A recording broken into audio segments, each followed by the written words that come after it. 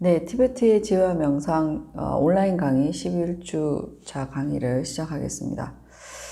예, 여러분들에게 학습 자료로 올려드린 그 9주차의 자료하고 그 다음에 오늘 아마 이제 새로 올라갈 10주차 자료를 보시면 될 겁니다. 그래서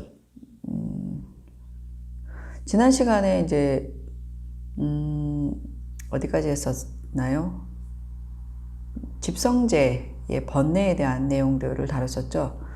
번뇌에 대한 내용들을 다루고, 집성제가 뭐죠?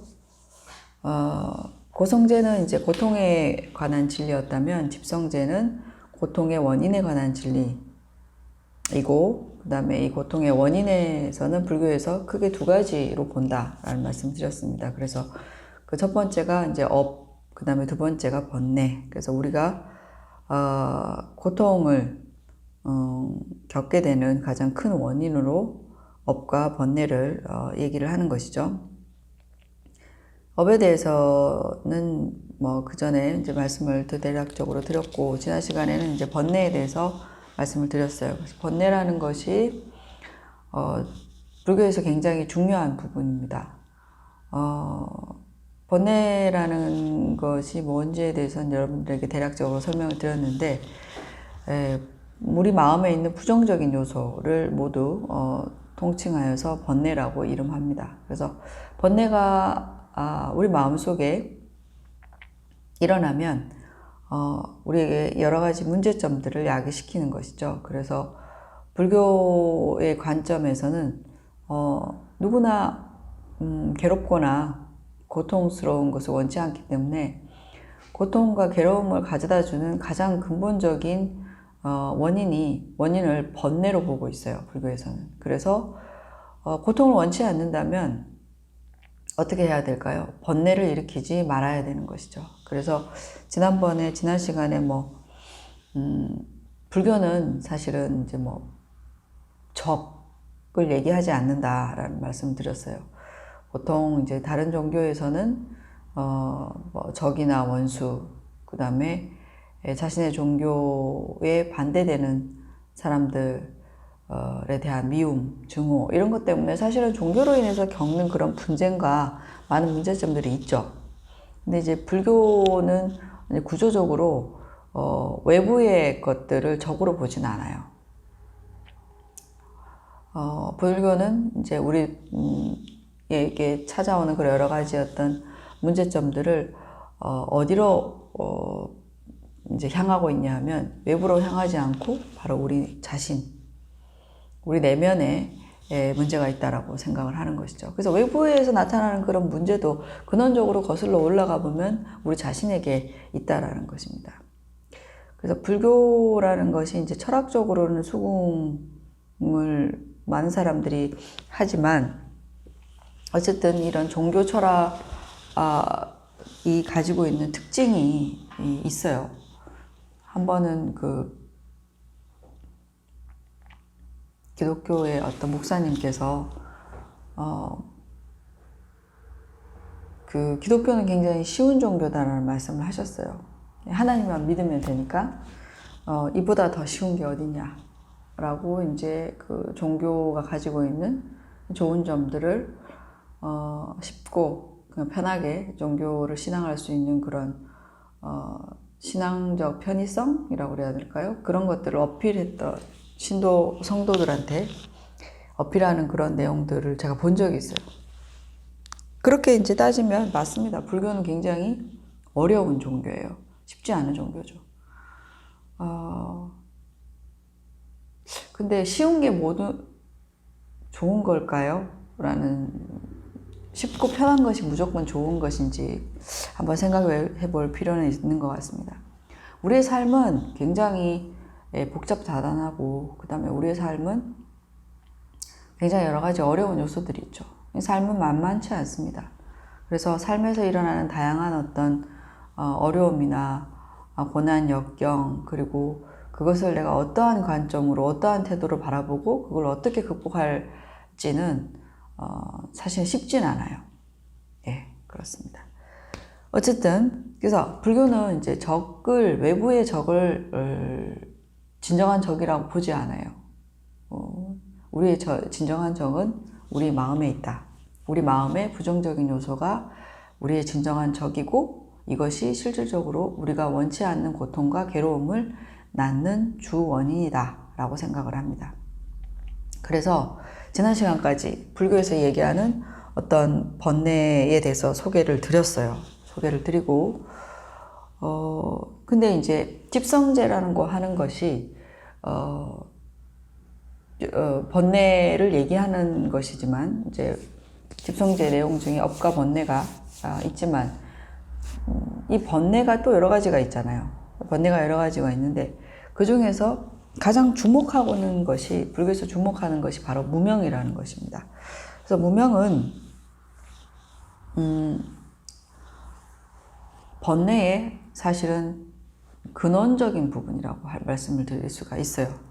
그래서 어리석음, 우리가 삼독심, 번뇌를 크게 이제 구분하면 삼독심이라는 형태로 이제 설명을 드린 적이 있죠. 그 삼독심 가운데 치심이라는 게 있었잖아요. 치심은 어리석을 치자예요. 그래서 치심은 어리석음인데 어리석음은 다양한 형태가 있습니다. 지난번에 말씀드린 것처럼 우리가 무언가를 대해서 모르는 것, 그것도 어리석은 거죠. 모르는 것을 이제 무지라고 얘기를 하는데 무식하다, 무지하다 이렇게 얘기를 하죠. 알지 못하는 것. 알지 못하는 것도 있고 또 어떤 게 있냐면 잘못하는 것도 있어요. 잘못하는 것도 있는데 어쨌든 그런 다양한 이제 어리석음이 우리에게 존재하는 것이죠. 우리가 어릴 때 알았지만 어릴 때는 몰랐지만 이제 성장하면서 이제 세월을 보내면서 자연스럽게 터득게 하게 되는 것, 알게 되는 것. 그래서 요즘에 그런 말 하잖아요. 내가 그때 그것을 알았다면 뭐 이런 얘기를 하죠. 그러니까 무언가를 모른다라는 것은 그로 인해서 생기는 많은 문제점들이나 시행착오, 어려움들이 발생한다라는 거예요.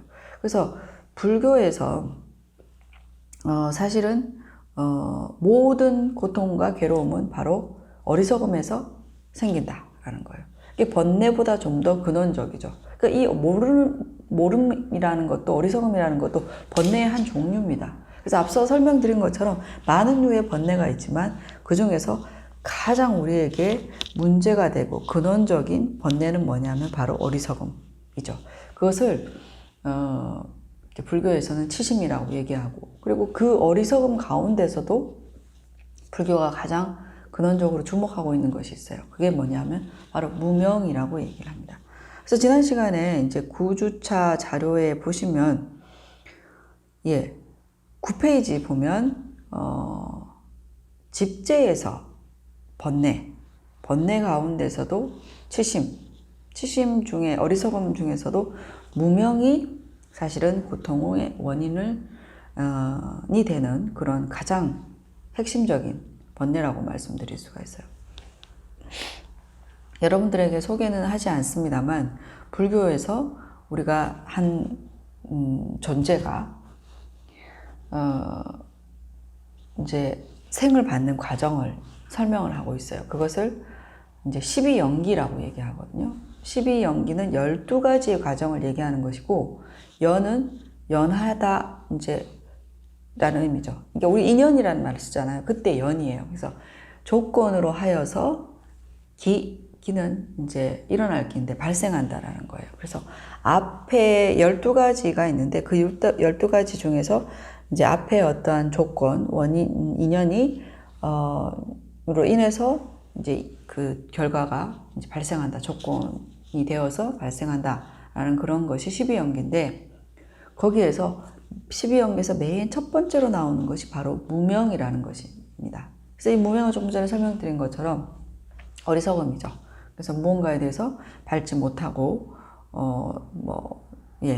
알지 못하는 것 그런 것들을 이제 무명이라고 얘기를 합니다. 근데 이 무명으로 인해서 이제 어떤 번뇌 다양한 번뇌들이 나오고 그로 인해서 업을 짓고 그래서 그런 업의 에너지, 카르마의 힘이, 업력이 하나의 동력이 돼서 우리의 그 어떤 삶을 결정하는 게 되는 것이죠. 그래서 어디 뭐 사막도에 태어나기도 하고 혹은 인간으로 다시 태어나기도 하고 뭐 그런 식으로 생이 반복되는 것이죠. 그래서 윤회라는 것이 반복되면 우리가 고통이라는 것도 계속 반복되기 때문에 이 고통의 악순환을 끊는 것은 윤회를 끊어야 되는 거예요. 그러면 윤회를 끊기 위해서는 어떤 거를 끊어야 되냐 할 때 바로 가장 핵심적이고 근원적인 것에 바로 무명이라는 것이 있는 것이죠. 무명이라는 것도 이제 불교에서 여러 가지 의미로 쓰여요. 아까 말씀드린 것처럼 이제 어리석음이라는 알지 못한다는 의미로 쓰이기 때문에 보통 이제 무명에서 크게 무명이라는 용어를 쓰는 것이 이제 인과에 대해서 모르는 것, 그러니까 업의 인과에 대해서 모르는 것도 무명이라고 표현하는 경우가 있습니다. 근데 이제 여기서 얘기하는 이제 무명이라고 하는 것은 진리에 대해서 알지 못하는 것이죠. 진리에 대해서 알지 못한다라고 하는 것은 누군가가 정립시켜 놓은 것에 대해서 알지 못한다라는 의미보다는 사실은 그 진리라는 것은 진실에 가까워요. 진실에 대해서 알지 못하는 것. 즉 다시 말해서 실상에 대해서 알지 못하는, 리얼리티에 대해서 알지 못하는 것을 무명이라고 얘기합니다. 그러면 우리가 모두 무명을 가지고 있어요. 무명을 갖고 있기 때문에 실상을, 진실을 알지 못하는 그런 무명의 어리석음에 있기 때문에 번뇌를 일으킨다는 거예요. 자, 그러면 어떠한 실상을 우리가 모르는 것일까요? 예, 그것을 한번 살펴보겠습니다. 그래서 9페이지에 보면 무명이란 해서 이제 설명을 이제 하고 있고, 거기에 이제 인과에 대한 무명, 진리에 대한 무명, 방금 이제 말씀을 드렸습니다. 그래서 그 밑에 보면 이제 진리에 대한, 제가 말씀드린 것처럼 이제 진실에 대한, 실상, 리얼리티에 대한 무명에 대해서는 두 가지가 있다. 한 가지는 이제 사성제처럼 뭔가 어떤 이제 원리나 도리에 대해서 모르는 것일 수도 있고요. 그 다음에 무아라는 것에 대해서 모른다. 근데 사실은 이제 여러분들이 지난 시간에 제가 말씀드렸지만 무아라는 것은 불교에서 나오는 용어입니다. 실질적으로 여러분들이 살면서 불교 용어들인데 이제 불교 용어인지 모르고 지내는 경우가 많아요. 그래서 여러분들이 무아지경이다라는 말을 들어보셨죠? 무아지경은 한 곳에 집중해서 자기 자신을 완전히 잃어버리고 한 곳에 굉장히 몰두된 상태를 무아지경이라고 얘기하죠. 그래서 거기서 나오는 무아가 바로 불교에서 나오는 무아사상에서 나온 겁니다. 불교와 관련된 용어들, 생활 속에서 여러분들이 그냥 접하는 용어들이 굉장히 많은 것들이 있는데 어쨌든 지금은 거기에 대해서 언급하는 좀 그렇고요. 자, 그러면 무아라는 리얼리티, 무아라는 실상, 무아라는 진실에 대해서 우리가 모르는 것이 바로 집성제에서 얘기하는 무명의 내용입니다. 자, 그러면 무명이 바로 무아라는 리얼리티, 진실에 대해서 우리가 모르는 것이다 라고 얘기를 했는데요. 그러면 이 무아를 모르는 상태를 이르는 말이 있어요. 그게 뭐냐면 바로 아집이라고 얘기합니다. 예. 그게 어떤 내용이냐면 10페이지에 나와 있어요. 10페이지에 뭐라고 되어 있냐면 아집 혹은 아견이라고. 그래서 무아는 글자 그대로 무는 없을 무자를 쓰고 아는 나자를 써요. 그래서 내가 없다라는 거죠. 내가 없다라고 보는 내가 없다라는 리얼리티, 내가 없다라는 사실, 내가 없다라는 진리를 우리가 모르고 우리는 내가 있다라고 생각하고 내가 있다라고 여기는 것이죠. 그래서 내가 있다라고 여기는 것을 불교로는 뭐라고요? 아집이라고요. 여기는 집착하다는 집자를 쓰지만 사실은 나라는 존재가 있다고 여기는 것이에요. 그래서 그것을 아집이라고 얘기하고요. 그래서 있다라고 생각하는 것이 이제 고집하는 것이니까 아집이라고 씁니다. 자, 그리고 똑같은 의미인데요. 아견이라고 하는 것은 내가 있다고 보는 거죠. 하나의 관점이에요. 그래서 내가 있다라고 보는 것인데, 자, 이 내가 있다라고 보는 것은, 그리고 내가 있다라고 여기는 것은, 그게 왜 내가 무지한 것일까요? 그걸 왜 불교에서는 무명이라고 할까요? 자, 여기서는 무아라고 얘기할 때, 그리고 아집 아견이라고 할 때, 이 나라고 하는 것은 우리가 지금 현재에 내가 생각하고, 내가 말하고, 그 다음에 내가 밥을 먹고, 공부를 하고, 잠을 자고 하는 이런, 나라는 것이 그 나의 존재가 없다라는 의미가 아니에요. 이게 굉장히 중요합니다. 여러분들이, 우리가 스스로 우리 자신을 느끼잖아요. 우리 자신의 존재가 있다는 것을 느끼잖아요. 그래서 우리가 알 수 있고 우리가 느끼고 있는 이란 나라는 존재 자체를 부정한다는 것은 그건 말이 안 되겠죠. 자, 그렇다면 불교에서 얘기하는 무아라고 할 때 이 아는 무엇을 의미할지, 무엇을 의미하는가 라는 의문을 가지셔야 됩니다. 그랬을 때 이것을 이제 인도 고대에서는 뭐라고 얘기를 하냐면 아트만이라고 얘기해요. 아트만은 바로 이제 말씀드린 것처럼 무아라고 할 때 이 아를 부르는 이름이죠. 그리고 영어에서는 셀프라고 쓰기도 하고요. 자아라고 쓰죠. 셀프라고 쓰기도 하고, 그 다음에 또 에고라고 쓰기도 합니다. 에고. 어쨌든 나를 지칭하는 말이죠. 나를 지칭하는 말인데, 방금 말씀드린 것처럼 우리 자신이 스스로 존재한다고 느끼는 이 나라는 것에 대해서, 나라는 존재에 대해서 부정하는 것은 절대 아니에요. 자, 그러면 불교에서 얘기하는 없다라고 말하는 나는 무엇인가? 그것은 셀프, 에고, 아트만이라고 표현을 하지만 바로 나라는 실체예요. 실체. 그러니까 실체로서의 나라는 것은 없다라는 뜻입니다. 무아라는 말이. 그래서 굉장히 철학적이죠. 맞습니다. 지금 여러분들에게 말씀드리고 있는 무아사상은 불교만이 가지고 있는 철학이고 사상이고 관점입니다.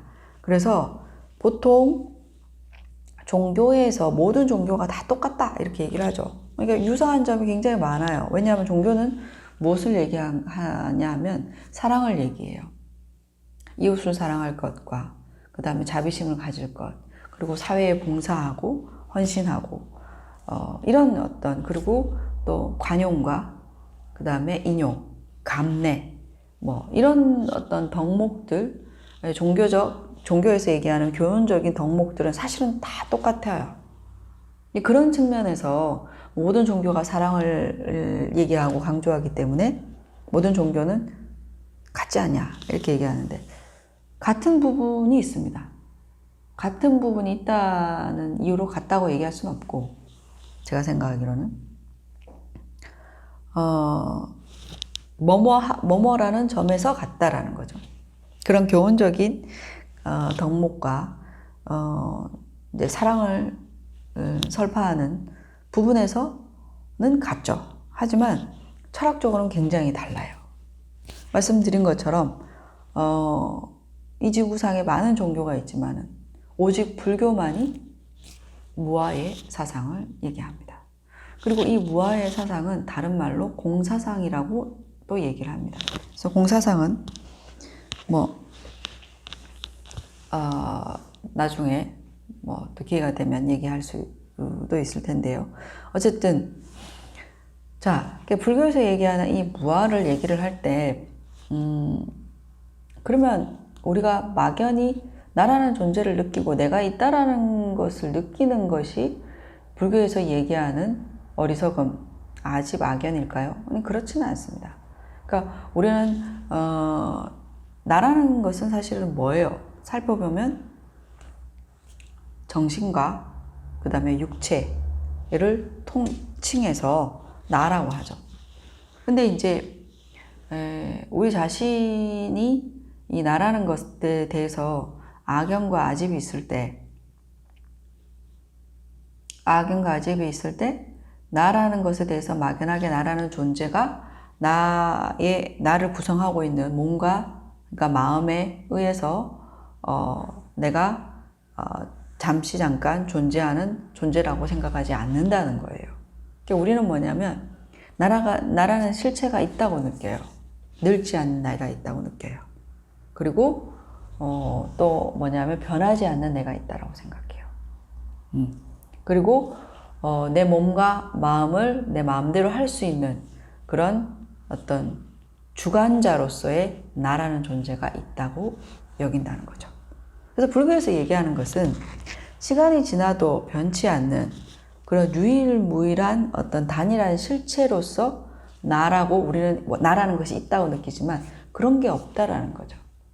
그리고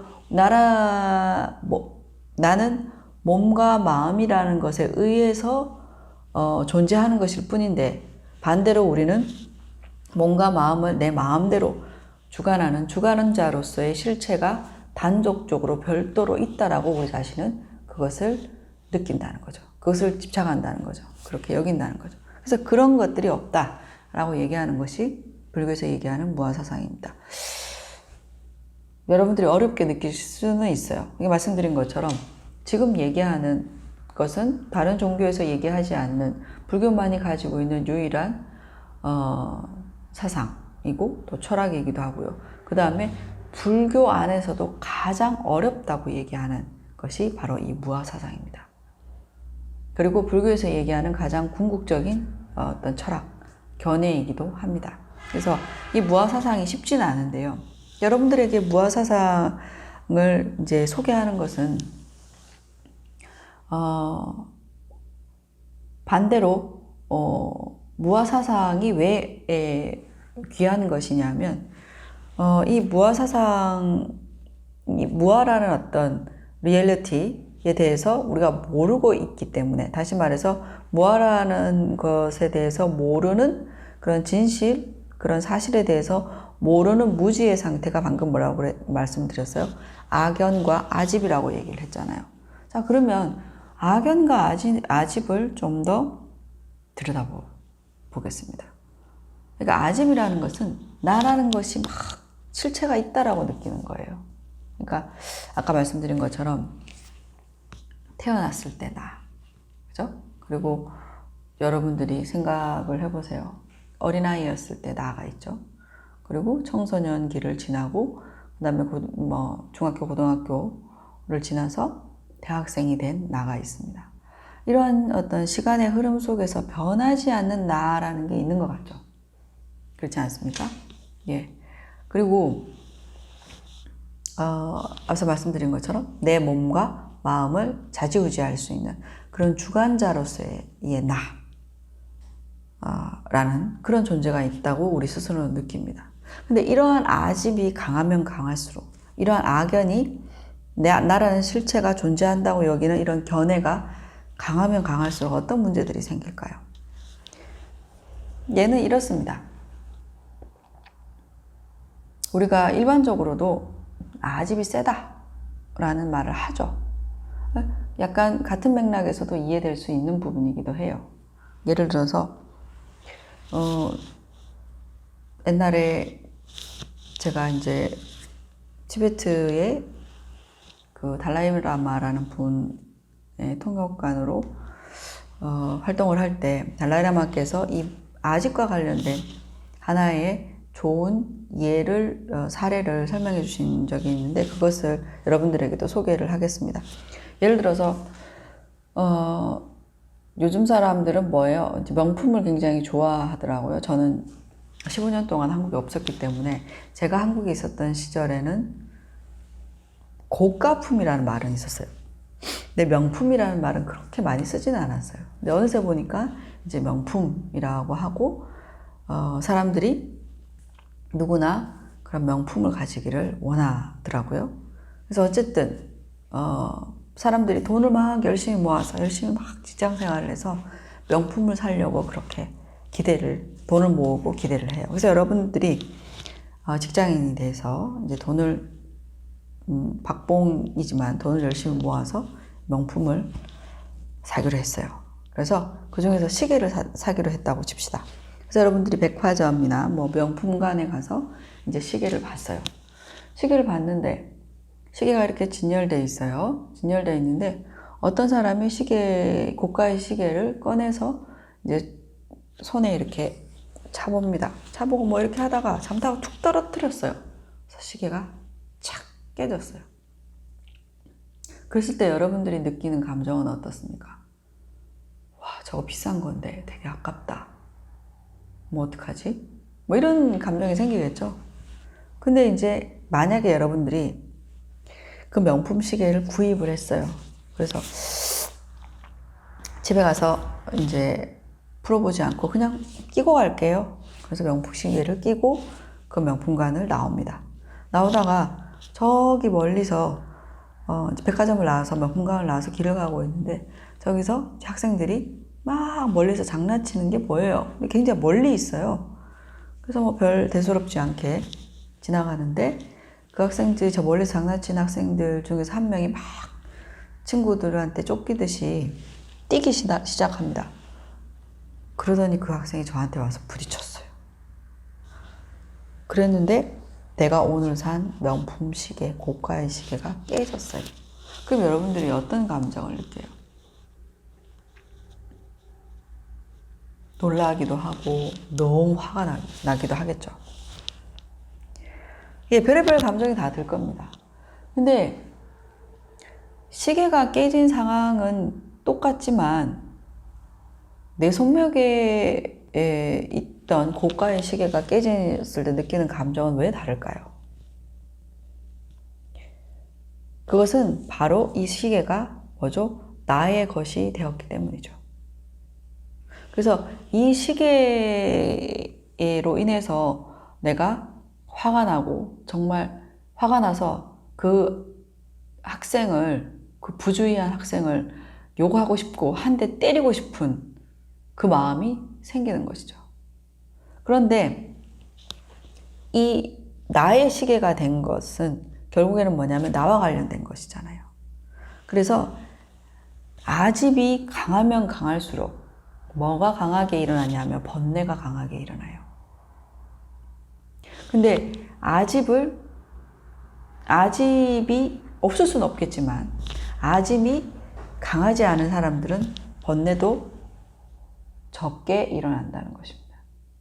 그래서 굉장히 아집이 강한 사람들 보세요. 자기한테 털끝만큼이라도 뭔가 해가 되거나 문제가 생기면 어때요? 벼락처럼 막 화를 내고 막 죽일 듯이 달려들고 어떻게 나한테 이럴 수가 있지? 바로 그때에 나한테라고 할 때 그 나의 실체가 있다고 느끼는 바로 집착이 있다는 거예요. 그게 불교에서 얘기하는 아집이에요. 근데 그냥 전화할 때 나 밥 먹었어.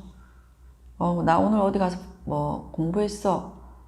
라고 하는 그때의 나라는 존재를 여기는 나라는 것에 대해서 얘기할 때와 번뇌가 일어날 때 뭐 화가 나거나 짜증이 나거나 그럴 때 혹은 그것이 뭐 꼭 그런 감정이 아니더라도 어쨌든 번뇌와 관련된 번뇌의 감정이 일어날 때는 바로 나라는 어떤 생각과 나에 대한 어떤 집착, 아집과 관련해서 그것이 크게 일어난다는 거예요. 그래서 앞서 말씀드린 것처럼 제일 문제는 고통이잖아요. 고통과 괴로움이라는 것이 있고 이 고통과 괴로움이라는 것이 뭐로 인해서 생기냐 하면 카르마로 인해서, 업으로 인해서 생긴다는 거예요. 업으로 인해서 생기면 그 업은 번뇌로 인해서 생긴 것이고 이 번뇌는 뭐냐면 나라는 이 고집, 아집에 의해서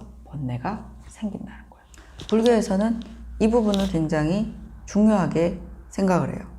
그래서 아집을 다스린다면 번뇌가 더 이상 생겨나지 않는 거죠. 번뇌가 생겨나지 않으면 번뇌에 따른 나쁜 업을 짓지 않게 될 것이고 나쁜 업을 짓지 않는다면 나쁜 업으로 인해서 받는 고통이나 괴로움이 사라지게 될 것이죠.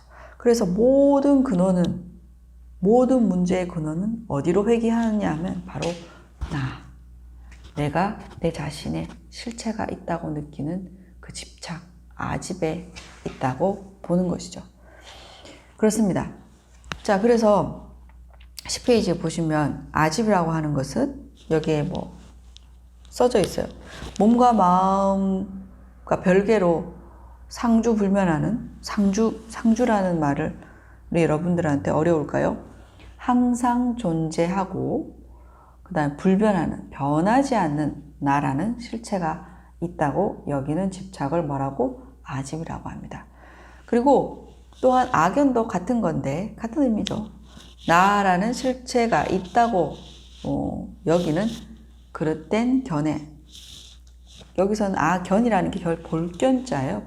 볼견자는 거창하게 얘기하면 견해이고 그냥 쉽게 얘기하자면 그렇게 보는 거죠. 관점이죠. 그래서 나라는 것이 실제로서 존재한다고 여기는 것, 보는 것, 그렇게 존재한다는 관점이죠. 그것을 악연이라고 합니다. 자, 그래서 자세히 들어가 보면 우리가 나라는 것을 어떻게 보냐, 나라라는 실체가 있는 것으로 어떻게 보냐 하면 아까 말씀드린 것처럼 나 아집 악연이라고 할 때 이 나자는 상대적으로 존재하는 몸과 마음에 의해서 몸과 마음의 집합체로서 존재하는 이 상대적 존재. 사실은 이 상대적 존재를 부정하는 것은 아니에요. 근데 무아나 악연 아집에서 얘기하는 그 나자는 바로 아트만, 절대적 실체를 얘기해요. 그런 절대적 실체가 있다고 우리는 여기는 거죠. 자, 이거를 불교 철학적으로 좀 어려운 용어를 쓰겠습니다. 보면 상일주제라는 말을 썼어요. 상일주제의 아트만이라고 보통 얘기합니다. 아트만은 뭐예요? 절대적 실체를 아트만이라고 얘기하죠. 인도 고대어예요. 아트만이라고 얘기하는데, 자, 상일주제의 아트만에서 주제 아트만이 있다고 우리가 여긴다고 하는 건데, 자, 상일주제라는 말을 하나하나씩 풀어보겠습니다. 상은 항상이라는 뜻이에요. 항상과 반대말은 무상이에요. 무상은 변한다라는 뜻이죠. 그래서 우리 자신이 어떤 실체가 있다고 느끼는데 우리 자신을 어떻게 느끼냐면 시간이 지나도 변치 않는 나라는 게 있다고 느낀다는 거예요. 그래서 그게 상입니다. 상의 특징이죠. 항상상자. 그 다음에 일은 하나일, 유니크. 개체로서의 한 개, 두 개의 개념이라기보다는 유일하다는 의미로 쓴 겁니다. 그래서 변치 않은, 시간이 지나도 변치 않는 유일무이한, 유니크한 그런 실체가 있다고, 나라는 실체가 있다고 느끼는 거죠. 우리 자신이 그렇게 본다는 거예요. 그리고 주제라는 말이었어요. 주제는 주관자라는 뜻입니다. 그래서 몸과 마음을 여기서 몸과 마음을 합쳐서 우리가 오온이라고 얘기해요. 지난번에 오온이라는 것에 대해서 설명을 드렸었던 기억이 나는데요.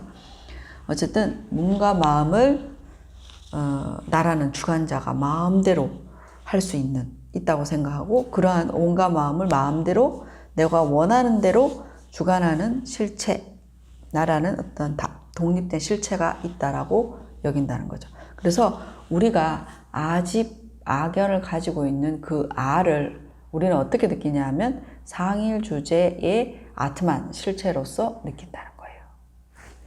수긍을 하실지는 모르겠습니다만 어쨌든 그래요. 자, 그래서 무아의 사상은 그러면 어떻게 우리가 무아의 사상은 그럼 이 반대로 얘기를 하겠죠. 시간이 지나도 변치 않는 것은 없다라고 얘기하는 거예요. 우리의 마음이라는 것도 시간을 지나면 변하고 몸이라는 것도 변했죠. 몸이라는 것도 변하죠.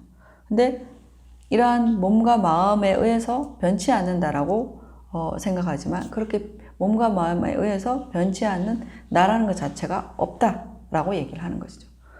그것을 보면 여기서 이제 불교에서는 어떤 질문을 하냐면 시간이 지나지 않고 그 다음에 뭔가 시간이 지나도 변치 않는 불변하는 그러한 어떤 실체, 유니크한 그런 실체, 그 다음에 또 몸과 마음을 마음대로 좌지우지하는 그런 주관자로서의 실체가 어디에 있냐고 물어요. 불교에서는. 우린 그게 있다라고 생각하잖아. 그런 실체로서 나라는 게 있다라고 생각하잖아. 그럼 어디에 있냐고 물어요. 나를 구성하고 있는 것은 몸과 마음이라는 것은 너무나 틀림없는 사실이죠. 자, 그래서 만약에 그러한 실체가 있다면 어딘가에 있어야 되겠죠. 그래서 찾아야 됩니다. 몸에 있느냐, 그 다음에 마음에 있느냐라는 거죠. 여러분들이 한번 찾아보세요. 만약에 나라는 실체가 있다면 나라는 게 물론 몸과 마음의 의지에서 존재하는 나는 있어요. 그렇지만 몸과 마음과의 별개로 존재하는, 독립적으로 존재하는 나라는 게 있느냐라는 거죠. 근데 보통 우리는 몸과 마음과는 별개로, 오음과는 별개로 내가 존재한다고 생각을 해요. 그것이 문제라고 얘기를 하는 것이죠. 그래서 만약에 이제 몸과 마음과 달리 별개로 존재하는 것이 있다면 어디에 존재하냐는 거죠. 몸과 마음 밖에서 존재하는 것일까요? 아니면 몸 안에서 존재하는 걸까요? 아니면 마음 안에서 존재하는 것일까요?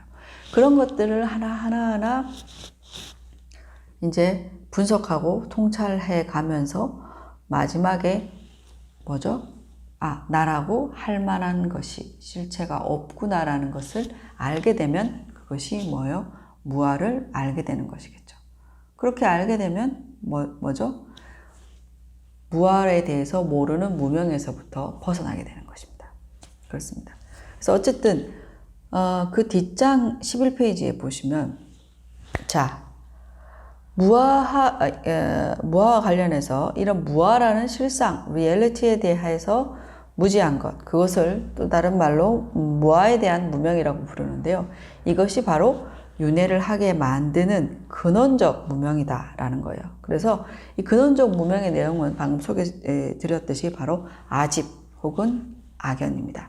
그래서 이 아집 악연이 그러니까 윤회를 하게 하는 근원적인 부분이라면 윤회에서 벗어나기 위해서는 이 아집에서 벗어나야 되는 것이고 이 아집이라는 무명에서 벗어나기 위해서는 무엇이 필요하다? 바로 지혜가 필요하다. 그래서 밑에 보시면 이런 도식이 나와요. 도식이 옆에 나오죠. 무명이 다른 말로 뭐라고요? 아집이고 그 다음에 이 무명과 반대되는 말은 뭐예요? 명이에요. 명은 밝다. 밝다는 것은 무아에 대해서 밝은 것, 무아에 대한 지혜입니다. 그래서 이것은 다른 말로 우리가 지금까지 착각해 왔었던 시간이 지나도 영원불멸한 유니크한 그리고 몸과 마음과는 별개로 존재하는 이것을 철학적인 용어로 상일주제의 아트만이라고 방금 말씀드렸어요. 이런 상일주제의 아트만이 없다라는 것을 아는 것. 그것이 바로 무아의 지혜이고 명이라고 얘기를 합니다. 자, 그래서 명과 무명이라는 것을 통해서 여러분들이 알 수 있는 것은 명은 밝음이죠. 무명은 어둠이에요. 그래서 보통 무명을 빛과 어둠. 빛과 어둠은 어떤 관계예요? 빛이 있으면 어떻게 해요? 어둠이 있을 수 없죠. 빛이 강하면 강할수록 어둠이 줄어들고 그 다음에 어둠이 크면 클수록 빛은 찾아보기 어렵죠. 그런 겁니다. 그래서 불교에서 얘기하는 아집과 그 다음에 무아의 밝음, 지혜는 뭐죠? 서로 상위적인 거예요. 상반된 관계예요. 절대 동시에 어떠한 지점에서 양립될 수 없는 관계예요. 그래서 이것을 이용한 것이죠. 그래서 마치 빛이 있으면 어둠이 존재할 수 없듯이, 그래서 우리가 아집이라는 것에서부터 벗어나기 위해서는 이러한 아집, 다시 말해서 상일 주제의 아트만이 없다라는 것에 대해서 알게 되면, 무아의, 즉 다시 말해서 무아의 지혜에 대해서 지혜를 일구게 되면 이런 아집을 타파하게 할 수 있는 것입니다. 자, 이렇게 해서 지금 우리가 두 번째 그 집제에 대해서 모두 끝이 났어요. 그래서 고성제는 고통에 대한 진리이고, 집성제는 고통의 원인에 대한 진리였어요. 그래서 고통의 원인은 업이 있었고, 또 뭐가 있었어요? 번뇌가 있었어요. 그래서 업이라고 했을 때는 고통을 가져다 주는, 즉 고통의 근원이 윤회이기 때문에 이 윤회를 가져다 주는 업은 뭐가 있었어요? 예, 시박 혹은 십선이라는 것이 있었고요. 그 다음에 이런 그 업의 더 근원적인 원인이 번뇌이죠. 그리고 또 번뇌 중에서도 가장 핵심적인 것이 바로 무명이었습니다. 그래서 이 무명에서 또 들여다보면, 무명은 뭐라고요? 나라는 존재가 없음에도 불구하고 나라는 존재가 있다고 여기는 그런 아집이 집성제에서 얘기하는 번뇌의 근원, 무명이었습니다. 그래서 정리해보면 이런 거예요. 그래서 여러분들한테 뭐 어렵게 느껴졌을 수도 있을 텐데, 이번 시간이. 그렇습니다. 그래서 여기까지 집성제에 대한 내용들이 모두 끝났고요. 자, 그 다음 이어서는 바로 세 번째, 사성제가 고집멸도로 이어지죠. 그래서 세 번째 멸성제, 그 다음에 네 번째 도성제에 대한 내용들을 그러면 이어서 살펴보겠습니다. 네, 이어서 멸제와 도제 보겠습니다. 여러분들한테 지금 11주차 강의 자료 올라와 있는 내용들을 한번 보시면 되겠습니다. 그래서 세 번째는 멸제, 그 다음에 네 번째는 도제, 이렇게 되어 있죠. 자, 고성제 혹은 고제는 고통에 관련된 진리고, 그 다음에 집제는 고통의 원인에 대한 내용이었어요. 진리였는데, 그러면 이제 세 번째 멸제라는 것은 무엇인가 라고 하면 2페이지 보시겠습니다. 멸제는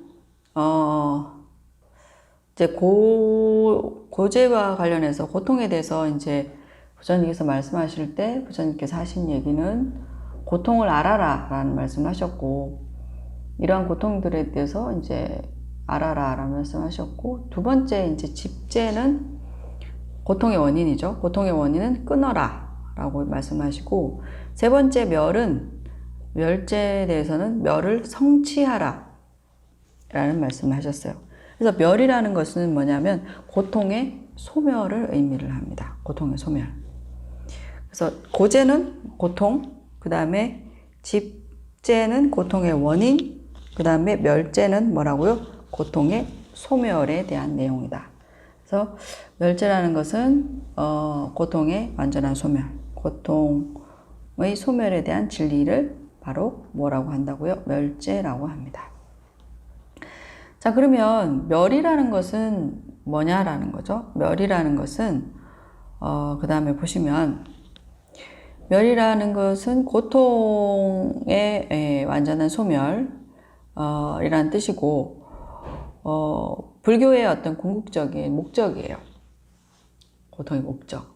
그러니까 제가 이제 이 사성제와 관련해서 처음 여러분들에게 설명을 드릴 때, 사성제가 우리가 원하는 행복을 이루고 우리가 원치 않는 고통을 없애는 방법을 알려주는 거대한 행복론이다. 그리고 그런 것을 알려주는 하나의 원리를 제시한 것이다 라는 말씀을 드렸어요. 그래서 멸이라는 것 자체가 고통의 소멸이에요. 고통의 소멸은 다른 말로 뭐죠? 행복이라는 뜻입니다. 고통의 소멸이 어떻게 행복이냐라고 묻는 분들이 계실까요? 보통 우리가 일반적으로 생각하는 어떤 행복들 중에서 그런 것들이 있죠. 그러니까 1차원적으로 뭔가 이제 감각에 의해서 거기서 기쁨을 느끼는 것이 아니라 우리가 여러 가지 다양한 형태의 어려움들이 있잖아요. 예를 들어서 아프다, 병이 들었을 때 질병이 주는 어떤 괴로움과 극심한 고통들을 느낄 때 병에서 치유된 상태는 뭐예요? 고통이 병이 가져다 주는 어떤 극심한 괴로움과 고통이 없는 상태, 병고가 소멸된 상태죠. 그래서 완전한 어떤 쾌유나 치유는 병고에 대한 어떤 소멸을 의미하고 그것은 어때요? 행복을 주죠. 굉장한 행복감을 줍니다. 그래서 여기서 고통의 완전한 소멸이라고 하는 것은 행복밖에 없는 거죠, 사실은. 그래서 고통의 소멸과 행복은 같은 의미라고 보시면 돼요. 그래서 불교에서는 고통이 모든 소멸된 상태야말로 진정한 행복이다 라고 얘기를 합니다. 그렇기 때문에 불교의 궁극적인 목적이에요. 이 멸제라는 게, 이 멸이라는 게, 고통의 소멸이라는 것이 불교의 목적이고, 그래서 이 고통이 완전히 소멸된 상태를 가리키는 말이 있어요. 그걸 열반이라고 얘기를 합니다.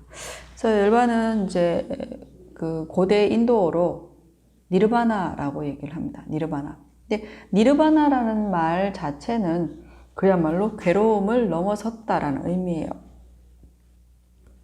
그래서 보통 불교에서 이제 열반에 들었다라는 말을 쓰기도 하고 열반을 얻었다라는 말을 쓰기도 하는데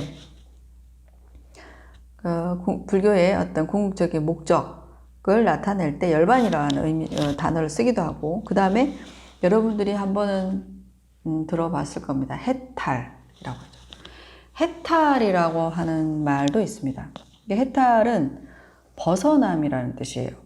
해탈했다, 벗어났다 라는 뜻인데 뭐에서부터 벗어났다는 의미냐면 바로 윤회로부터 벗어났다라는 의미예요. 그래서 윤회에서 벗어났다라고 하면 윤회 자체가 고통이잖아요.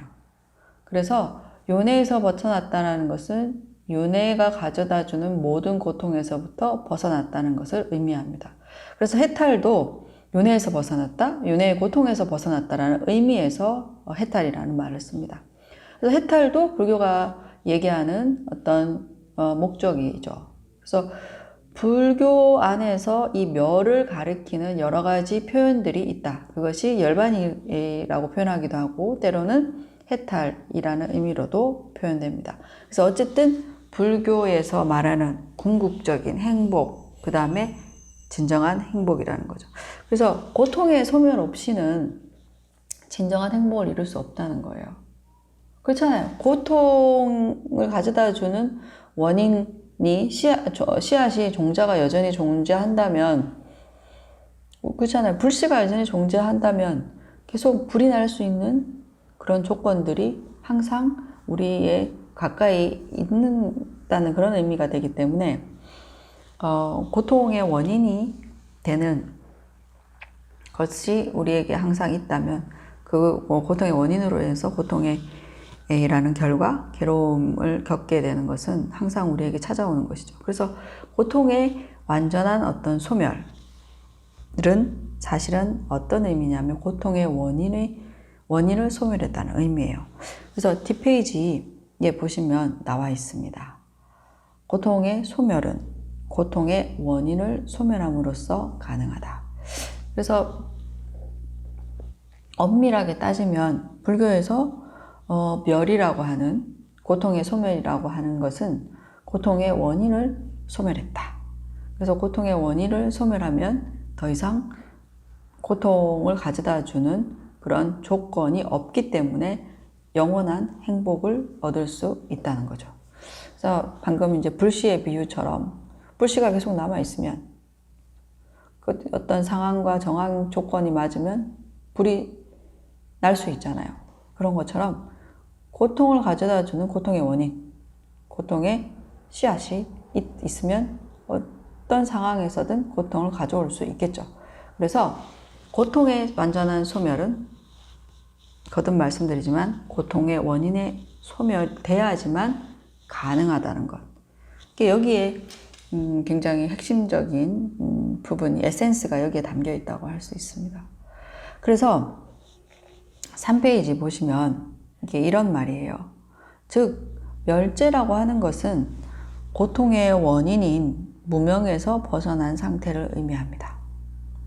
그래서 우리가 조금 전에 제가 말씀드린 것처럼 고통의 원인을 거슬러 올라가 봤죠. 고통의 원인을 거슬러 올라가니까 뭐가 있었어요?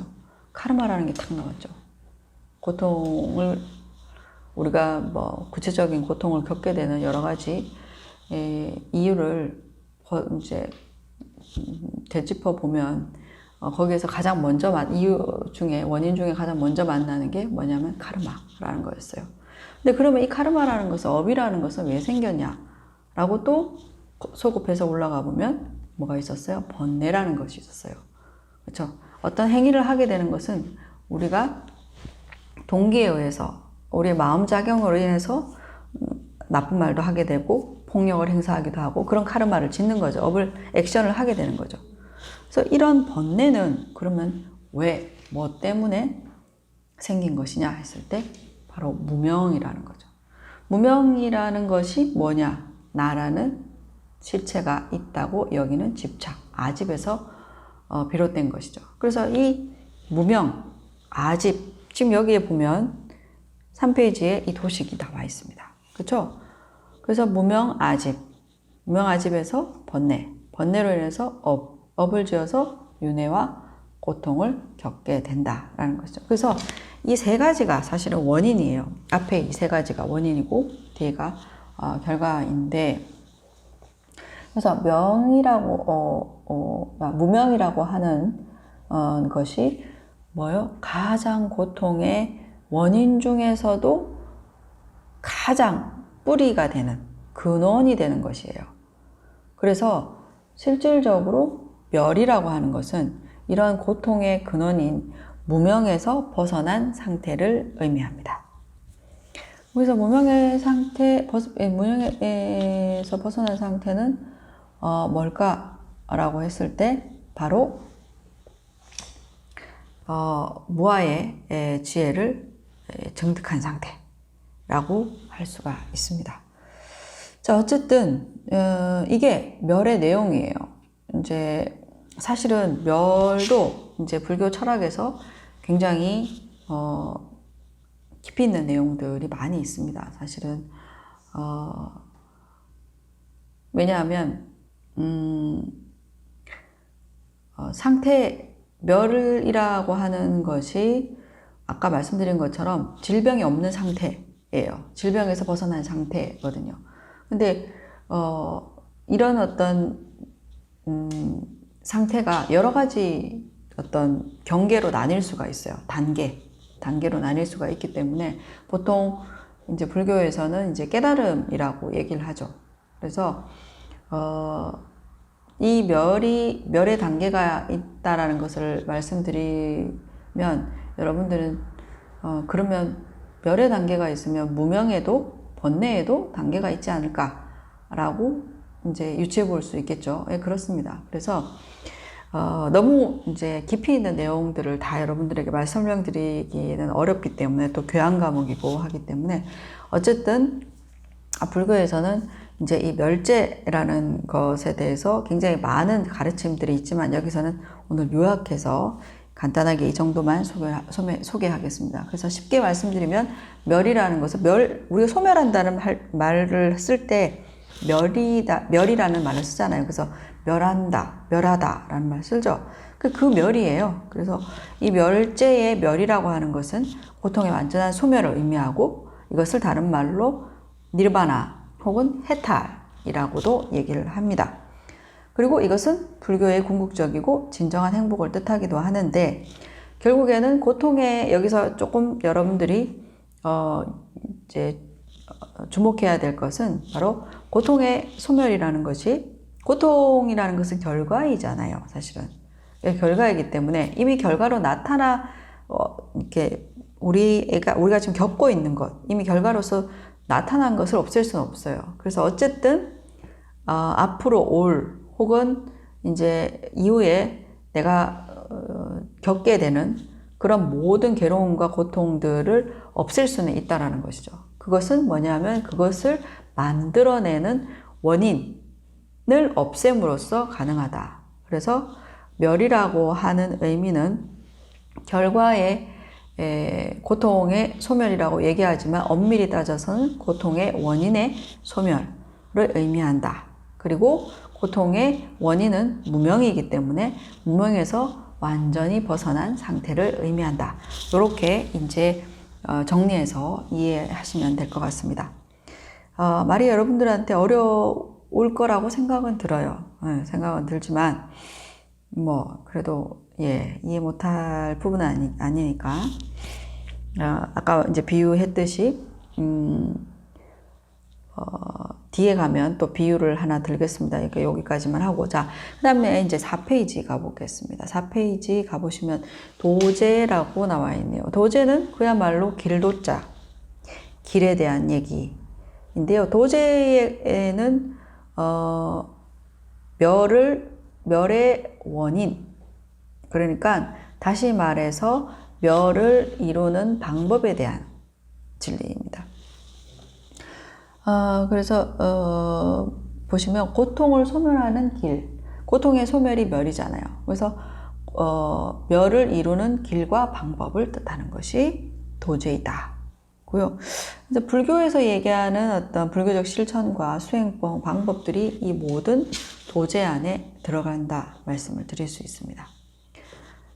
그렇다면 구체적으로 이제 도에는 어떤 것들이 있을까 한번 살펴볼까요?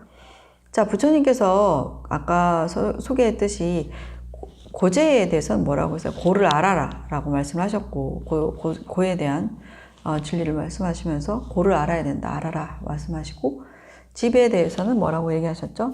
고통의 원인을 끊어라, 없애라 이렇게 얘기하고, 멸제에 대해서는 멸을 증득하라, 성취하라 이렇게 말씀하셨어요. 그리고 도제에 대해서는 뭐라고 얘기하시냐면 도를 닦으라 라고 되어 있어요. 실천하라 라는 뜻이죠. 도라는 것이 우리가 도를 닦는다라는 것이 원래는 도는 길을 의미해요. 그래서 우리가 하는 모든 일련의 어떤 실천과 수행 방법을 도라고 얘기하기 때문에 그런 도를 닦으라, 실천하라 라는 의미로 받아들이시면 됩니다. 자, 그래서 도제는 다시 한번 말씀드립니다만 고통을 소멸하는 길과 방법을 뜻하는 것이 도제이다. 반드시 기억하시기 바랍니다. 자, 구체적으로 그러면 어떠한 방법들이 있는가? 고통을 소멸하기 위해서, 고통의 원인을 소멸하기 위해서 어떠한 방법이 있는가? 5페이지에 보시면 두 가지 방법을 크게 얘기하고 있습니다.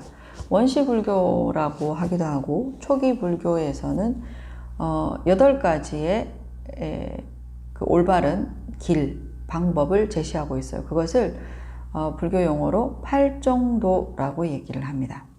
그래서 팔정도에는 정견, 지금 5페이지 보시죠. 정사, 정어, 정업, 정명, 정정진, 정념, 정정 이렇게 해서 8가지의 길과 방법을 제시하고 있고요. 그 다음에 또 대승불교에 가서는 육바라밀이라고 해서 보시, 지계, 인욕, 정진, 선정, 반야는 다른 말로 지혜를 의미하는데요. 어쨌든 이 6가지의 방법을 육바라밀이라고 얘기를 하는데 이러한 육바라밀에 대한 내용을 제시하고 있습니다. 길과 방법을 제시하고 있습니다. 자, 대승불교는 뒤에 가서 또 얘기할 거예요. 그래서 대승불교에 대해서는 자세하게 설명하지 않고 일단은 가장 중요한 근본적인 원시불교에서 얘기하는 근본불교에서 얘기하는 8가지의 바른 길, 방법 대해서 좀 더 살펴보겠습니다. 자, 볼 텐데요. 지금 페이지로 보면 6페이지입니다. 6페이지 보시면 원시불교의 8정도라고 되어 있죠. 8가지의 뭐라고요? 바른 길, 방법을 8정도라고 얘기를 합니다. 그래서 8정도는 말 그대로 8가지죠. 그래서 첫 번째 보면 정견이라고 되어 있어요. 정견은 올바른 견해를 의미합니다. 올바른 견해는 두 가지에 대한 것을 의미하는데요. 바로 인과에 대한 올바른 견해를 가지고 있어야 되고, 그 다음에 사성제에 대한 올바른 견해를 또한 가지고 있어야 됩니다. 물론 바른 견해는 많습니다. 무엇에 대해서, 사회에 대해서 바른 견해를 가질 수도 있고, 그죠? 또 우리가 교육에 대해서도 바른 견해를 가질 수도 있고, 어떤 주제나 내용에 대해서 올바른 견해를 가질 수 있죠. 근데 이제 불교에서 얘기하는 해탈을 이루는, 다시 말해서 불교에서 말하는 궁극적 목적, 열반과 해탈을 이루기 위한 길로서 정견, 올바른 견해는 이제 가장 중요한 부분이 인가와 사성제에 대한 올바른 견해를 가지는 것이 굉장히 중요합니다. 자, 그 다음에는 두 번째는 정사유라고 되어 있습니다. 정사유는 올바른 사유를 하는 것, 올바른 생각을 하는 것이고요. 그 다음에 정어, 그렇게 정견과 정사유이네요. 정견과 정사유는 무엇에 관련된 것이냐면 해학이라는 것과 관련되어 있습니다. 불교에 서 말하는 불교적인 어떤 길과 방법은 크게 세 가지 구조로 나눠져 있어요. 세 가지로 구조화되어 있습니다. 그것을 삼학이라고 불러요. 석삼자에 배울 학자를 씁니다. 그래서 세 가지 이 내용들을 배운다라는 뜻인데요. 세 가지 내용들을 배우고 익히는 것을 불교에서 얘기하는 아까 도를 닦는 거예요. 그래서 이 방법이라는 것이, 도라는 것이 크게 세 가지로 구조화되어 있다. 그게 계학, 첫 번째 계학, 두 번째는 정학, 그 다음에 세 번째는 해학입니다. 계학이라는 것은 뭐냐면 계자가, 여러분들 계율이라는 말 들어보셨어요? 계율이라는 것이 무언가를 지킨다라는 의미예요. 그래서 보통 우리가 이제 스님들을 보면 비구계, 비구니계, 그래서 계율을 받아 지니는 거예요. 계율이라고 하는 것은 자신의 잘못된 행동을 바로 고치고 잘못된 행동으로 흐르지 않도록 어떻게 해요? 계율을, 규칙 같은 것을 지키는 것이죠, 일종의. 그래서 규칙을 지키는 것을 계율이라고 얘기도 합니다만, 어쨌든 그것을 배우고 익히고 실천하면 그것이 계학이다라고 얘기할 수가 있습니다. 그래서 우리가 해탈을 하기 위해서, 불교가 얘기하는 궁극적인 목적, 진정한 행복을 이루기 위해서 처음 단계는 뭐냐면, 우리가 굉장히 거칠고 그 다음에 마음속에 많은 번뇌들이 있기 때문에 우리 스스로의 행동을 좀 제어하는 거예요. 그래서 이러한 규칙을 가지고서 자기가 삶을 살다 보면 어떻게 해요? 모든 것은 습관을 들이기 나름이기 때문에 이렇게 함부로 하는 그런 나의 말과 그 다음에 행동, 생각들이 정리가 되겠죠. 좀 다스려지겠죠. 그래서 그러한 것을 이제 하기 위해서 첫 번째 가장 아래 단계에서 하는 것이 바로 규칙 안에서 내가 내 행동과 말과 생각을 다스리는 거죠. 그것이 이제 계학이라고 말씀드릴 수 있습니다. 그래서 이제 스님과 속인의 우리 일반 사람들의 차이는 그거예요. 그 비구 스님 혹은 비구니 스님이라고 하는데, 스님들이 규칙을 가지고 그 규칙, 불교로는 계율이라고 합니다만, 그 계율을 가지고서 그 약속대로 그 규칙을 지키는 사람이에요. 그게 스님이죠. 그렇습니다.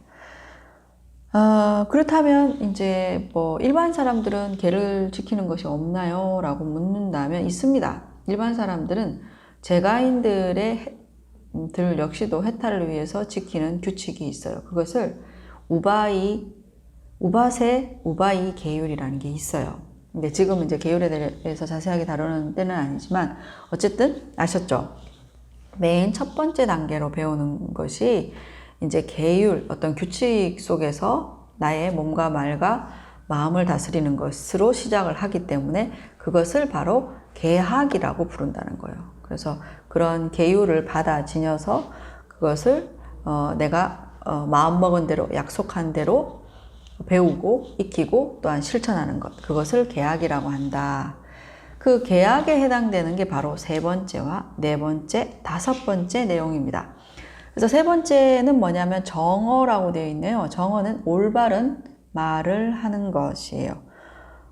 그래서 정어는 우리 지난번에 이제 십박과 관련해서 생각해보면 굉장히 쉽게 알 수 있습니다. 그러니까 거짓말을 하지 않고 이간질하는 말이나 아니면 뭐 쓸데없는 말, 혹은 이제 그 욕이나 이런 나쁜 말, 악구라 그러죠. 이런 것들을 하지 않고 올바른 말을 하는 것을 정어라고 얘기를 합니다.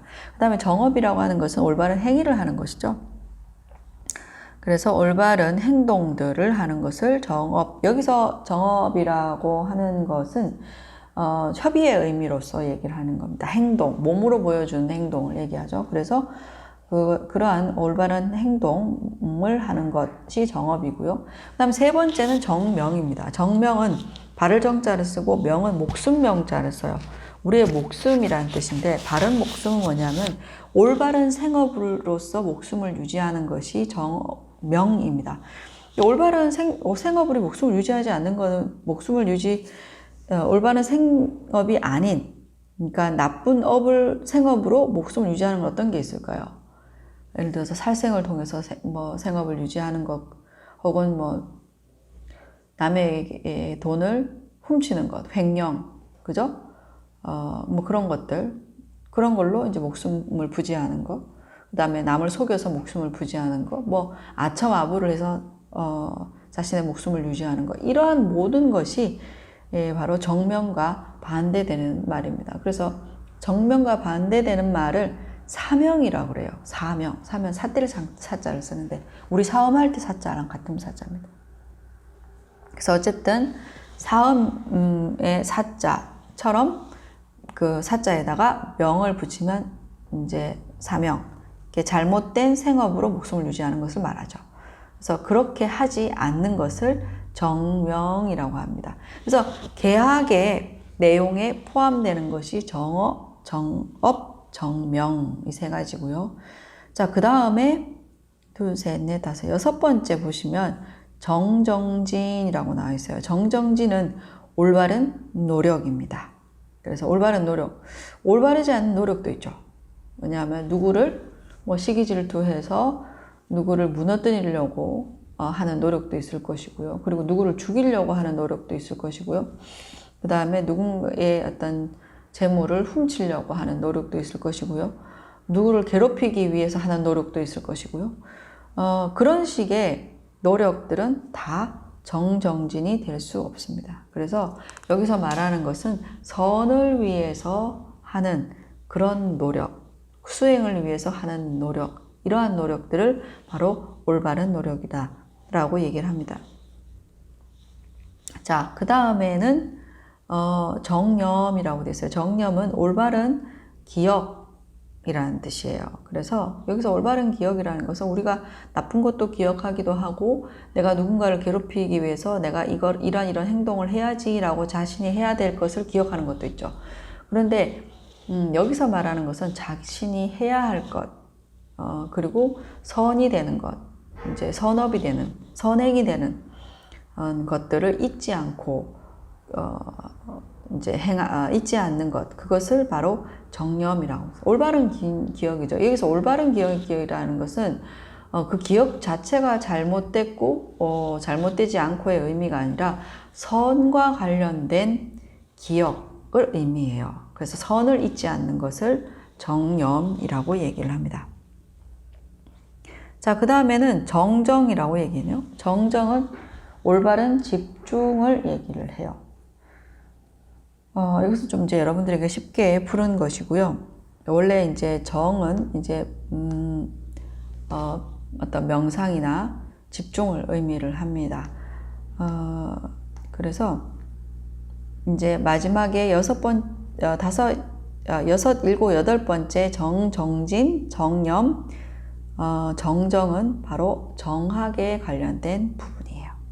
그래서 정학은 개는 아까 뭐라고 그랬어요? 어떤 규칙을 내가 계율을 받아서 내가 그것을 지키고 또한 이제 실천해 나가는 그런 것들이 계학이면 그 다음에는 정학이에요. 정학은 뭐냐면 집중하는 거예요.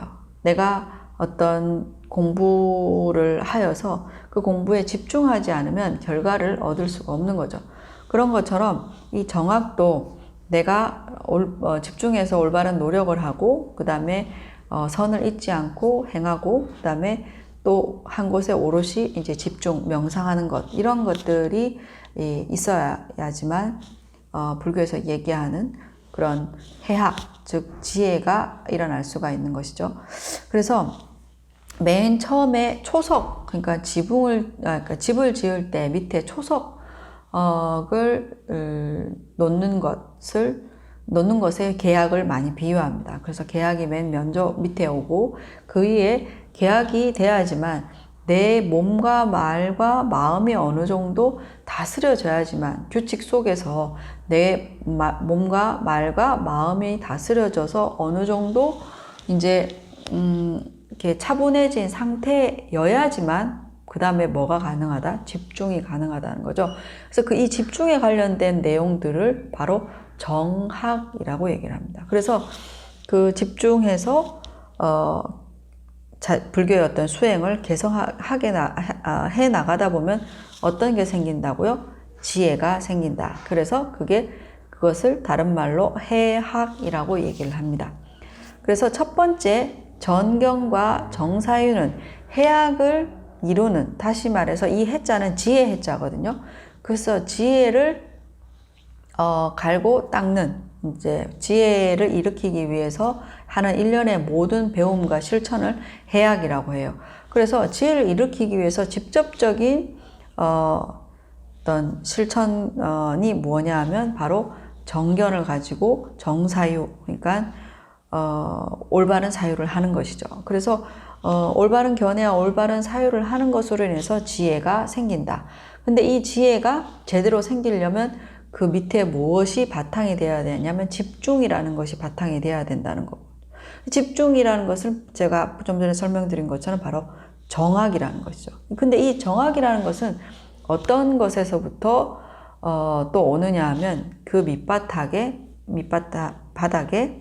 바탕이 되는 것이 계학이라고 그랬어요. 그래서 우리가 막 지금까지 아무렇게나 행동하고 아무렇게나 생각하고 막말 막 하고 이렇게 정말 망나니 같은 그러한 어떤 상태에서 나의 몸과 말과 마음을 다스리는 규칙 속에서 다스림이 있어야지만 어느 정도 차분해야지만 그 다음에 집중이 일어나고 그 다음에 집중이 일어나면 지혜를 일으키는 것이 굉장히 용이해진다라는 것이죠. 그래서 불교의 이 그 도제의 전체적인 구도는 세 가지로 이루어져 있다. 계학, 그 다음에 정학, 해학 이렇게 이루어져 있고 원시불교에서는 이 8가지의 그 바른 길과 방법을 팔정도라는 이름으로 제시하고 있다는 겁니다. 그래서 근데 이 팔정도를 요약하면 세 가지의 개정해 사막이라는 구도로 우리가 볼 수 있다라는 겁니다. 자, 이렇게 해서 사성제에 대한 내용들이 대략적으로 모두 끝이 났어요. 끝이 났는데 사성제가 쉽지는 않죠. 여러분들이 또 처음 배우는 사람들도 있을 것이고 그리고 용어들이 다 뭐예요? 한문 용어들이에요. 그래서 더 어렵게 느껴졌을 거라고 생각을 합니다. 자, 사성제를 이제 쉽게 비유하자면 이런 거예요. 7페이지에 보시면 고는 뭐예요? 고통. 고통은 질병에 비유할 수 있습니다. 처음에 이제 병이 들면 어떤 생각을 해요? 병이 들었다는 걸 알면 그 다음에 어떻게 해요? 의사 선생님한테 찾아가서 왜 병이 생겼나요? 묻겠죠. 병의 원인. 그래서 그 다음에 집이라고 하는 것은 질병을 초래한 원인과 같은 것입니다. 그리고 이제 멸이라고 하는 것은 세 번째 보면 질병과 질병의 원인에서 벗어남입니다. 그래서 질병에서 벗어나는 것을 의미해요. 질병에서 완전히 벗어나는 것. 그러니까 예를 들어서 뭐 암이다. 그죠? 암이 걸렸다. 그러면 암이 걸렸으면 묻겠죠. 그래서 제가 이렇게 아픈데 왜 아픈가요? 그러면 암입니다. 그러니까 암은 왜 생겼나요? 뭐 여러 가지 이유가 있겠죠. 근데 이제 암에 암세포라는 게 있는데 이제 이로 인해 이 암세포가 생기면 이러한 질병의 고통들이 생깁니다. 라고 얘기하겠죠. 그래서 1차원적으로는 이제 내가 겪는 이런 뭐 질병의 고통이 암세포라는 원인에서 왔다면 이 암세포가 완전히 없어진 상태, 내가 겪는 질병의 고통의 원인인 암세포가 완전히 없어진 상태가 뭐라고요? 멸입니다. 그래서 멸이 되면 어떻게 해요? 질병의 원인에서 벗어난 거죠. 그리고 질병에서 또한 벗어나게 되는 것입니다. 그래서 그리고 이제 의사 선생님한테 그러면 내가 왜 이렇게 아픈가요? 의사 선생님한테 가서 물어요. 그러면 병을 얘기를 하겠죠. 병명을. 뭐 어떤 병입니다. 그러면 이 병의 원인은 뭔가요? 라고 했을 때 의사 선생님이 이 병은 원인은 무슨 어떤 암세포가 이런 이제 병을 유발시키는 겁니다. 라고 했을 때 그러면 고칠 수 있나요? 라고 묻겠죠. 그러면 이 암세포를 다 치료하면 고칠 수 있습니다. 라고 의사 선생님이 얘기합니다. 그러면 마지막에 도가 뭐냐 하면 그러면 암세포를 없애는 치료를 하겠습니다. 라는 것이 되겠죠. 그래서 도라고 하는 것은 이 암세포를 없애는 그리고 이 질병을 치료하는 약과 혹은 치료 방법을 의미하는 것이겠죠. 그렇습니다. 그래서 사성제는 제가 설명드린 것처럼 고는 질병을 의미하고 집은 이 질병을 초래한 원인으로 우리가 비유해서 생각하면 될 것 같고요. 멸이라는 것은 이 질병 혹은 질병의 원인에서 완전히 벗어난 상태, 완쾌를 의미합니다. 그리고 도라고 하는 것은 이러한 질병을 혹은 질병의 원인을 치료하는 약과 방법이겠죠. 치료 방법이겠죠. 그것을 이렇게 이제 사성제는 보통 병과 관련해서 이렇게 얘기를 합니다. 그 다음 마지막 장을 보시면 8페이지 보시면 사성제의 의의는 지금 여기 이렇게 도식이 고짐멸도라고 되어 있죠. 사실은 불교에서는 인과론이기 때문에 원인에 의해서 결과물이 생긴다. 그래서 이 원인과 조건에 의해서 이러한 결과물이 생긴다는 것을 알아라. 주로 이런 얘기들을 하는데 사성제는 거꾸로 얘기해요. 결과를 먼저 가져와서 얘기해요. 그러니까 고를 가져오고 이 고의 원인을 얘기해요. 그 다음에. 그리고 또 멸이라는 결과를 얘기하고 그 다음에 멸을 이뤄주는 원인인 도를 또 나중에 얘기한대요. 그러니까 인과로 설명하는 게 아니라 과를 먼저 내고 예의 원인이 뭐냐면 이거다. 또 멸을 얘기하고 멸의 원인은 이거다. 이런 식으로 좀 순서가 뒤바뀌어서 설명을 한다고요. 그래서 이런 원인은 이렇게 설명하는 이유가 뭐냐라는 거죠. 이 설명하는 이유는 그렇습니다. 제가 고성제 얘기하면서도 말씀드렸지만은 고진멸도의 순서는 이것을 일깨워주기 위해서, 그러니까 문제의 인식을 먼저 하게끔 하기 위해서요. 그러니까 원인, 인과의 순서로 설명을 한다면 번뇌나 업이라는 원인이 있는데 이런 게 있으면 문제가 생깁니다. 이렇게 하면 설득력이 떨어진다는 거예요. 그래서 앞서 말씀드린 것처럼 질병이라는 어떤 고라는 것을 먼저 상정함으로 인해서 문제를 인식하게끔 한다는 거죠. 문제를 인식하면 병이라는 것을 인식하게 되면 그 다음 뭐예요? 내가 왜 병에 걸렸지? 라고 문제의 원인을 파악하게 되는 거죠. 그러면 문제의 원인을 파악했으면 문제를 해결할 수 있는지 없는지를 알아야 되잖아요. 문제를 해결할 수 있는 가능성이 점쳐지지 않으면, 예를 들어서 병에 걸렸어요. 그래서 의사 선생님한테 가서 왜 내가 병에 걸렸나요? 그래서 뭐 이런 이유 때문에 병에 걸렸다. 그렇게 이런 이유 때문에 당신이 아픈 거다. 라고 하는 말 다음에 우리가 묻는 게 뭐예요? 치료될 수 있냐고, 완쾌될 수 있냐고 라고 묻잖아요. 완쾌될 수 없다라고 의사가 대답하면 어떻게 돼요? 치료할 필요가 없죠. 비용이나 노력과 시간을 들일 필요가 없는 것이죠.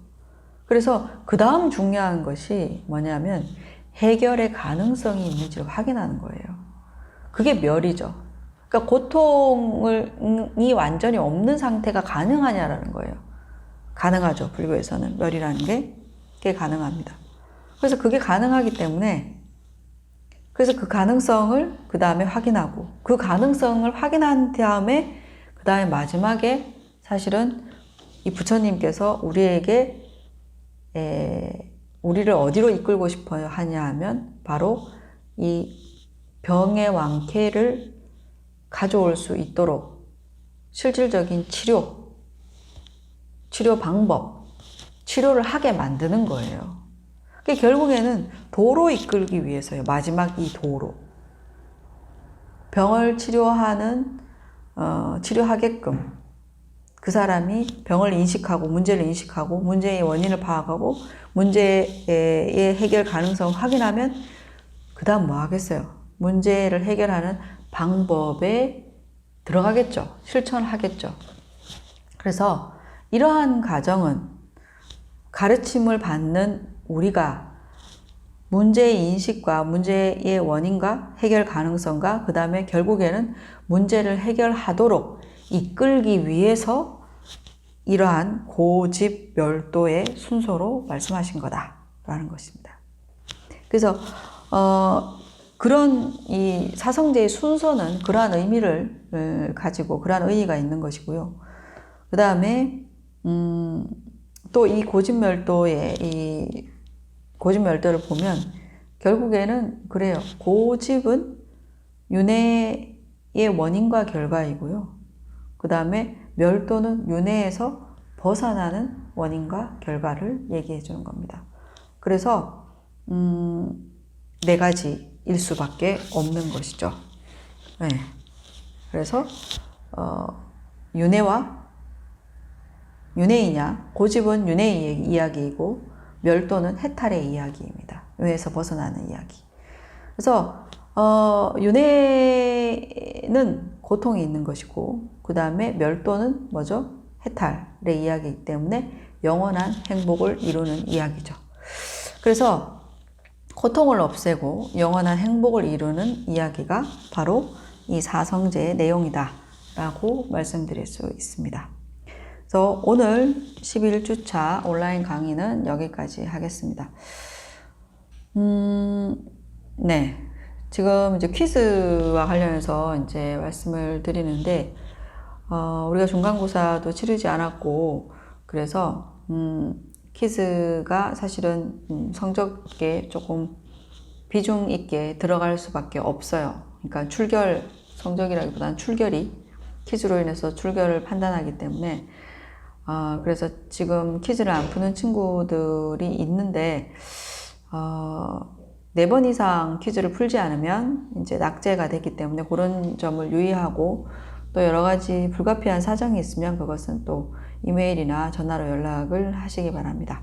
예, 어쨌든 수업 오늘 여기까지 하겠습니다.